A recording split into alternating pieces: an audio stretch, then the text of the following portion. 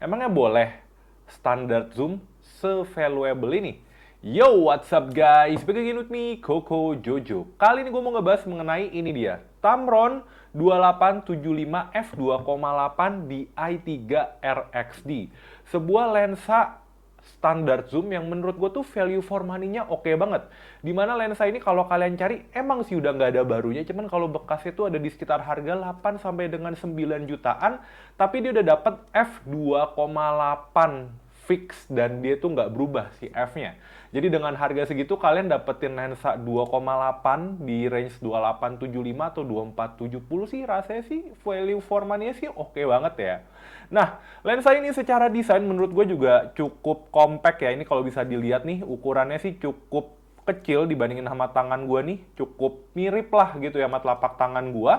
Lalu untuk panjang lensa ini juga ya ini mungkin kekurangannya sih. Dia tuh panjangnya nggak fix ya. Jadi kalau misalkan beberapa lensa zoom, kalau misalkan kalian putar itu dia udah fix. Nah ini dia pas lagi diputar maju mundur kayak gitu. Lensa ini juga udah dapat lens hood yang bentuknya kayak kembang gini dan ini bisa langsung dipasang aja kayak gini. Terus juga di sini dia udah dapat rubber ring buat kalian muter si focal length-nya. Ada legendnya 28, 35, 50 dan juga 75. Cuman sayangnya di sini nggak dikasih garis tambahan lagi sih buat ngebantu skalanya ya. Jadi mungkin agak kurang pas. Terus juga di sini udah ada focus ring dan di bagian bawahnya ada branding Tamron 2875 f2,8 di i3 RXD. Lalu di sini ada tulisan design in Japan tapi nggak tahu made in mana. Dan ini ada beberapa branding, oh ini made-nya made in China. Terus juga hal keren dari lensa ini, kalau kalian lihat di bagian dalam lensanya, dia itu udah pakai filter ukuran 67 mili. Jadi kayak beberapa saudaranya 1728, 2040, 7180 semuanya sama. Dia sama-sama pakai filter 67 mm. Jadi kalian nggak perlu repot beli step up ring ataupun step down ring seperti itu. Nah, di sini untuk build quality-nya menurut gua ya ini adalah kekurangan terbesar dari si lensa Tamron ini. Cuman rasanya dia ngorbanin build quality satu mungkin buat harga, dua juga mereka ngorbanin build quality-nya itu buat berat dari lensa ini. Berat dari lensa ini menurut gue cukup oke banget lah kalau buat kalian pakai sehari-hari, apalagi kalau misalkan kalian pakai body full frame nih kayak ya A7C2 ya emang kebetulan bodinya juga lebih ringan, terus ketemu lensa yang lebih ringan itu bikin pengalaman kalian pakai ini lensa sih mestinya lebih enak lagi. Lanjut ke build quality-nya, tadi ini semua build quality-nya full dari plastik dan juga full dari bahan rubber. Jadi dia itu nggak ada bahan metal ya di bodinya, which is kalau kena guncangan ya rasanya lebih rawan lagi sih si lensa ini. Terus juga seinget gue lensa ini nggak ada ya kayak pengakuan weather resistant atau sejenisnya, jadi ya be aware aja kalau kalian pakai ini buat pergi ke alam. Lalu lanjut ke hal-hal yang gue suka dari lensa Tamron 2875 ini. Yang pertama, ukurannya yang compact dan mudah dibawa kemana-mana. Bisa dilihat ukurannya cukup portable banget. Terus juga untuk lensa ini menurut gue juga cukup simple. Dan ya ini kontrolnya kalau kalian lihat kan ada cuman focal length dan juga cuman focus ring aja. Jadi buat kalian yang nggak mau ribet-ribet lensanya, lensa ini sih menurut gue cukup simple banget. Walaupun di satu sisi bakal jadi pedang bermata dua yang bakal gue jelasin nanti mungkin di aspek yang gue kurang suka dari lensa ini. Lalu juga lensa ini yang gue seneng karena jarak fokus minimalnya tuh pendek banget. Jadi ini bisa kalian jadiin semi-semi lensa makro. 28-nya itu bener-bener mepet banget, mungkin sekitar segini nih kalau di jari gua dan kalau di 75-nya mungkin sekitar segini. Jadi menurut gua sih lumayan oke banget ya secara range fokusnya gitu ya.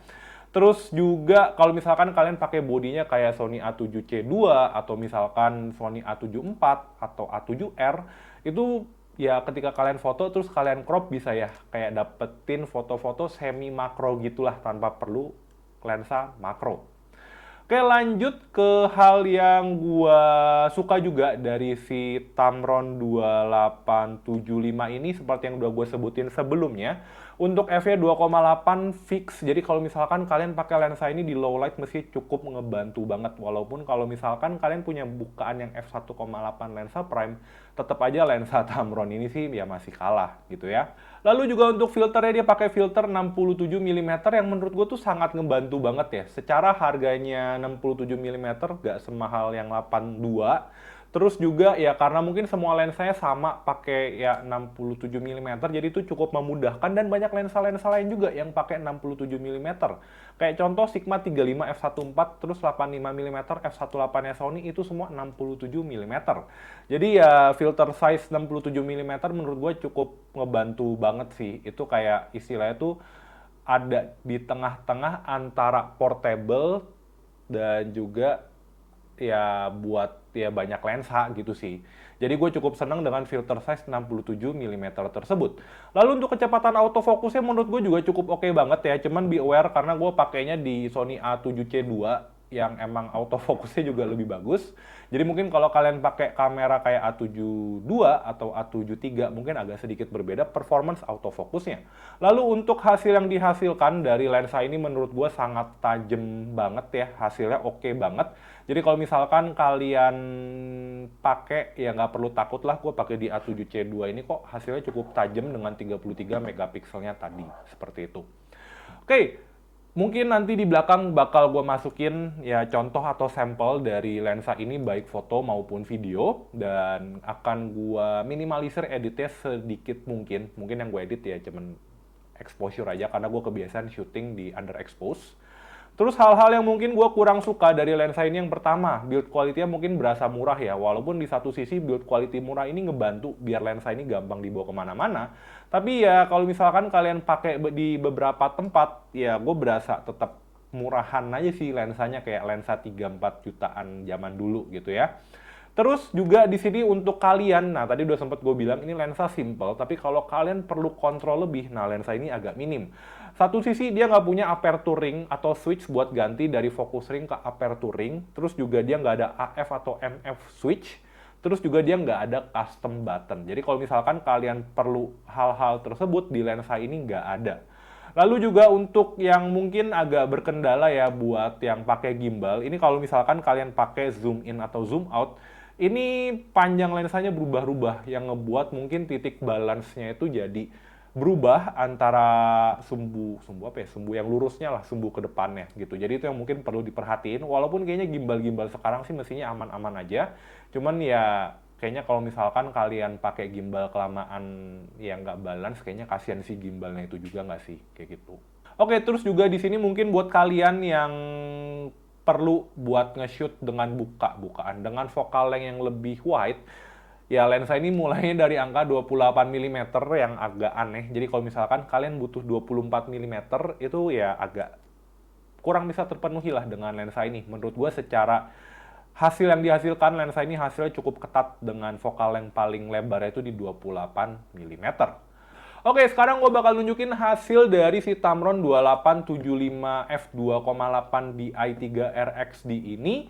Serta gue bakal nunjukin ya mungkin contoh performance fokus dan mungkin ya contoh jarak fokus terdekat dari si lensa ini.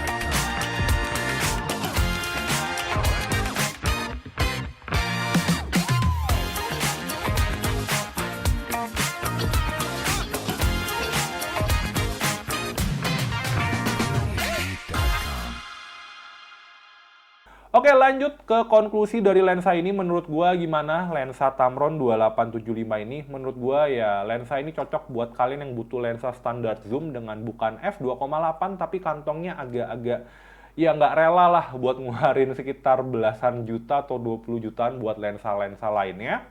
Lensa ini menurut gue secara value for money-nya oke banget buat kalian pakai sehari-hari gitu ya. Jadi ya cukup sapu jagat lah menurut gua.